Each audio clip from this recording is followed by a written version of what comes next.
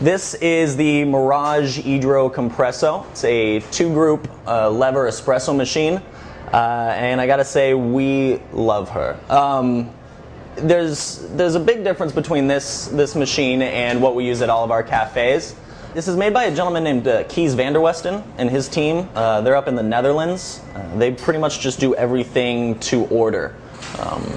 They're not really mass producing them, and you can really tell that the quality's in there in the build. We work with springs, steam, and just general pressure based on grind size to brew with this espresso machine. So when I pull down this lever, it's going to lift a piston up inside of this group head here. Surrounding that piston is a bunch of fresh hot water that I've just reintroduced into it. So I'm going to pull the piston, it's going to fill up that chamber with water. And when I see my first drop, I'm going to know that the coffee has been pre-infused, and there that is. So as I let it go, it engages a spring that's going to be pushing down the piston and pushing a column of water directly on top of the bed of coffee that we have. And it's that movement directly on top of the bed of coffee that allows us to have a much more consistent, sweet, big-bodied, juicy shot of espresso. Taste difference is sweetness, I would say. Just general sweetness is increased because you're not running at as high of a temperature or as high of pressure the entire time.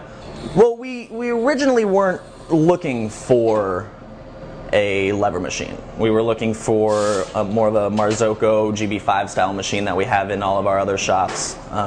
Mainly that's just because that's what we're used to and it's what we know, and it's kind of a staple at the stores. We ended up not having enough power in this space, so we started looking for alternatives to the high-powered pump machines that are the Marzoccos. And we just talked to a bunch of folks, and they said, go, talk to Kees.